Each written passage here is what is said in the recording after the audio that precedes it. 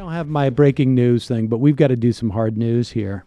Ladies and gentlemen, it came to our media free speech correspondent, Matt Leck's attention sometime around last evening that Steven Crowder was deplatformed by the University of Illinois. Let me read from Steven Crowder's 8:35 a.m. tweet yesterday morning. So I guess Matt was sort of resting a little bit for most of the day, and then started. I was doing shows all day. He was doing shows. So the correspondent came a little later. So 8:35 a.m. University of Illinois show for Thursday was just canceled. Corruption of the highest order. Tonight, I abandon the show map, cancel my guests, and let it rip.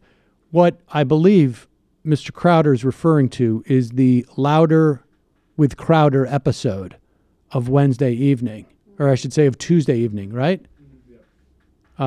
Where he was going to throw away the show map.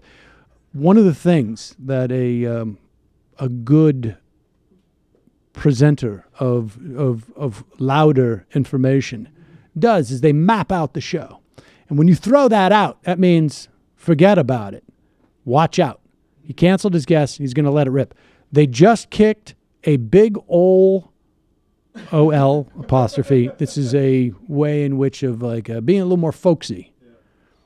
Old angry hornet's nest filled to the brim with, quote, I don't give a fucks, end quote. Hashtag war. Hashtag LWC for Louder with Crowder. The hashtag war means that he's going to war over this. And then more came out about the corruption of the highest order. This is from the Illini Republicans. It's with great regret we're informing you that Steven Crowder has canceled his show at the University of Illinois this coming Thursday. What corruption have we found here? We apologize for the abysmally short notice. We just found out ourselves. We apologize to the 600 plus fans with confirmed tickets. Now that does sound corrupt. In the interest of being fully transparent with those who had been looking forward to this event for months, that also sounds very suspicious. We feel it's important to document the series of events that led to it being canceled. It was understood when it was originally planned that there were certain demands for the venue unique to Crowder's show. Then, roughly 72 hours before the event was scheduled to begin, we received a call from Crowder's team informing us that in addition to the previously listed requirements, they would need access to the auditorium for the entire day beforehand to set up. Note that, unfortunately, this is not something that we would be able to provide under any circumstance. Lincoln Hall is an academic building. Theater holds regularly scheduled classes until 5 p.m. on most days of the week. In addition to the setup demands, we were also contacted by a university facilities manager that same day informing us that in order to accommodate the production demands placed by Crowder's team, we would have to pay nearly $1,000 more than initially expected. Including those fees were, among other things, a fog machine and over $500 in union electrician fees. Shout out to unions. There you go. Good for them. Unions always win with Crowder. There was a great union moment with Crowder several years ago.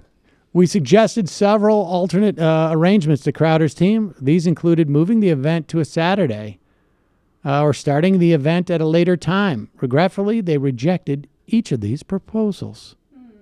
He really needs a fog machine to sell those jokes. Wow. Now, so, okay. Crowder then tweeted out this. Where was it? Where did he say he was going to? Oh, here it is. Okay. So, Crowder promised to explain the situation in detail in his podcast Tuesday night, saying, I will make this hurt. But then later he posted that the podcast had been postponed until today due to scheduling conflicts.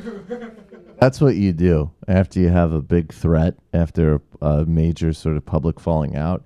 You say, I'm going to settle the score on a specific date. And then you're like, oh, there's a scheduling conflict.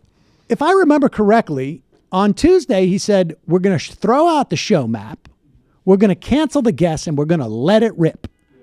And he was going to do this because his old beehive got shook loose and all the fucks came out, flying out of it, right? Is that what happened? All the I don't give a fucks. All the I don't give a fucks came flying out. It was a big old angry hornet's nest. It was a big old angry hornet's nest.